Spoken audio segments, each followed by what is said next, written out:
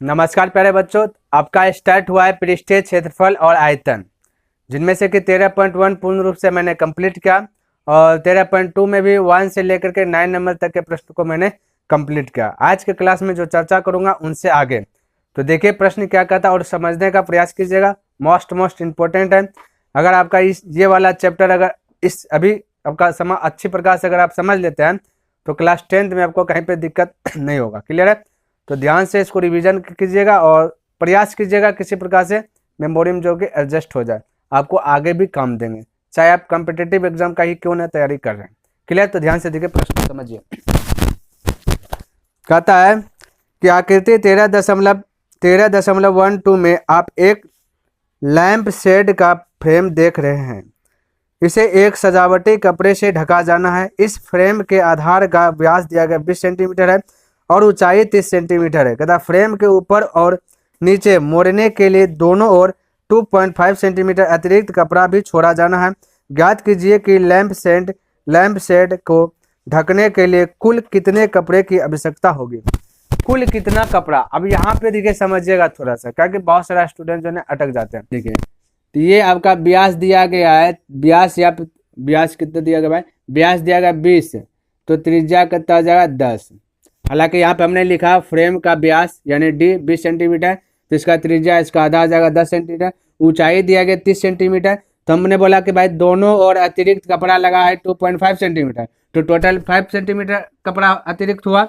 नहीं तो यहाँ पे लिखा कुल अतिरिक्त कपड़ा, तो 2 से गुना कर दे 2.5 में, टोटल हो गया 5, क्योंकि 25 गुना 2 फिलहाल के लिए कीजिएगा 50 होगा ना। दशमलव का एक डिजिट तो यहाँ दीजिएगा, तो दशमलव का 0 लिखते नहीं, तो ये भी थोड़ा सा आपको ध्यान में रखना है। क्लियर है?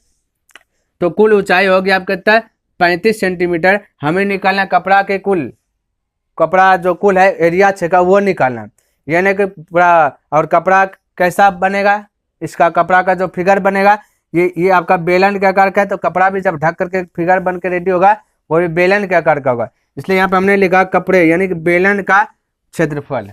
क्लियर है? ध्यान में रखना। तो बेलन का क्षेत्रफल क्या होता है, 2πr(h) होता है। तो ये वाला फॉर्मूला लगेगा, कुल नहीं समझ लीजिएगा, वो एरिया ज्ञात करना है यहाँ पे।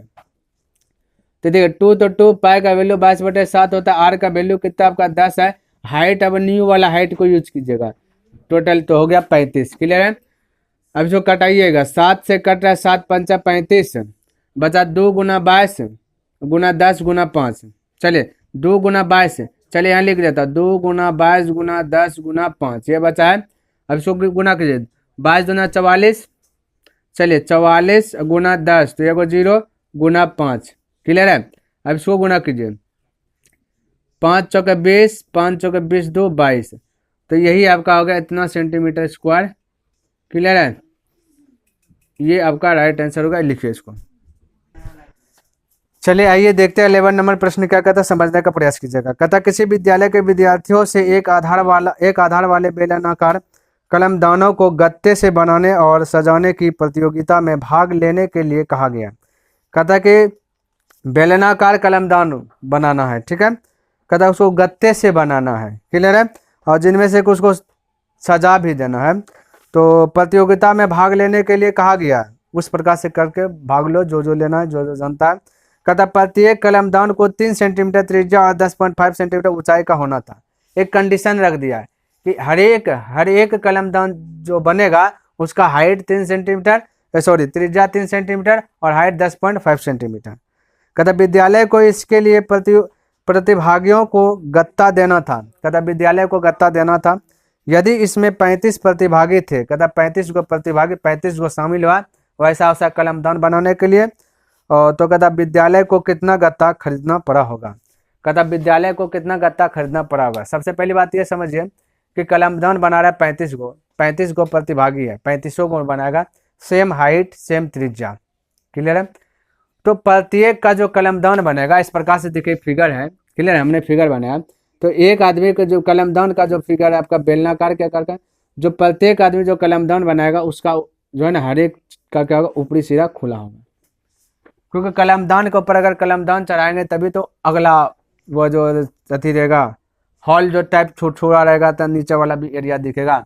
तो यहाँ पे थोड़ा सा ध्यान में रखना है कि कलमदान का जो ऊपरी सिरा होगा यहाँ पे खुला रहेगा, और जैसे ऊपरी सिरा खुला हुआ वैसे यहाँ पे थोड़ा सा माउंट जो है कि ये थोड़ा सा जो कि माहौल जो है कि आपका चेंज हो जाएगा, क्योंकि एक यहाँ पे बेलन का क्षेत्रफल हो जाएगा और ये जो आपका सिरा खुला, तो एक यहाँ पे इस प्रकार से देखिए ऐसे करेंगे तो एक आपका वृत्त बन जाता है, सर्कल। तो बेलन का क्षेत्रफल प्लस सर्कल का क्षेत्रफल यानी कि आपका वृत्त का क्षेत्रफल, दोनों का क्षेत्रफल को जोड़ेंगे तब पूर्ण रूप से कलमदान का जो कि एरिया जो कि आपका संपूर्ण हो जाएंगे। तो यहाँ पे हमने वही चीज लिखा, सबसे पहले लिखा कलमदान की त्रिज्या 3 सेंटीमीटर, इसकी ऊंचाई 10.5 सेंटीमीटर, कुल प्रतिभागी जो कि 35 को शामिल हुआ। तो कलमदान का जो टोटल एरिया जब निकालना है तो कलमदान यानी बेलन का क्षेत्रफल प्लस वृत्त का क्षेत्रफल करना पड़ेगा, बस इतना सा थोड़ा सा यहाँ पे एडजस्ट करना पड़ेगा एक्स्ट्रा, वृत्त का क्षेत्रफल।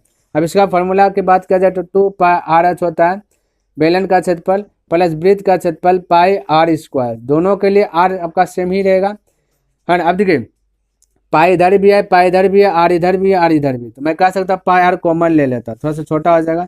तो यहाँ पाई आर जैसे कॉमन लिया तो बचा 2h और प्लस, है ना, यहाँ पे बचा आपका देखिए 2 आर है तो एक आर बाहर ले लिए तो एक आर बचा। अब देखिए पाई का वैल्यू होता है 22/7 गुना आर का वैल्यू आपका दिया गया 3, तो यहाँ पे 3 लिख लिया, और 2 तो 2 इंटू एच की बात किया जाए तो एच दिया गया 10.5 प्लस आर की बात किया जाए तो आर दिया गया आपका 3।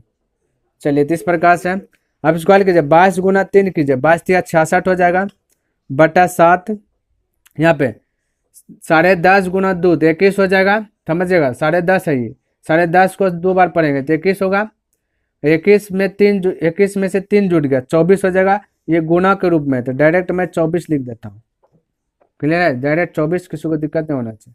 अब क्या कीजिए 66 गुना 24 कीजिए, तो यहाँ पे मैं कर रहा हूँ, क्लियर है। तो 24 का पारा मान लेते नहीं जानते, 20 का पारा 20 4 24 होता है, 20 प्लस 4 तो 20 का यानी 2 का पारा, 2 6 का 18, सॉरी 2 6 का 12, 12 यानी कि 120 और 4 6 24, 120 और 24 को जोड़ दीजिएगा तो 144 हो जाएगा, 144 करीब 4 हाथ में बचेगा 14, उसी प्रकार से फिर 144 हो जाएगा, 144 और 14 को जोड़ दीजिएगा, 144 में 14 जो बचा था तो 4 4 8, 4 1 5 और 1 2 1, इस प्रकार से हो जाएगा 158, है ना। और यहाँ नीचे में कितना है 7 है तो यहाँ पे 7 दे दीजिए, अपने अनुसार से आपको गुना कर लेना, जैसे आपको सहूलियत बुझा वैसे कर लेना, क्लियर है। तब जब 7 से भाग दीजिएगा तो 7 दूना 14 बचा 1 सटाइएगा तो यहाँ पे 18 हो जाएगा, फिर 7 दूना 14, है ना, 7 दूना 14 बचा, फिर यहाँ पे 4 यानी कि आपका 44, तो 7 6 का 42, फिर बचा 2, चलिए देखिए लाइन आ गया, है ना, 20 हो जाएगा,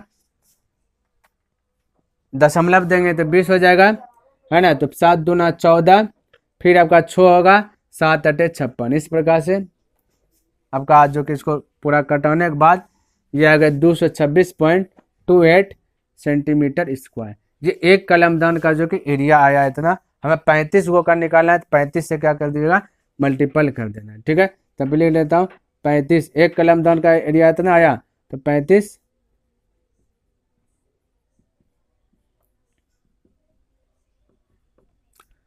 तो 35 कलमदान का क्षेत्रफल, तो 35 गुना इतना कर देना।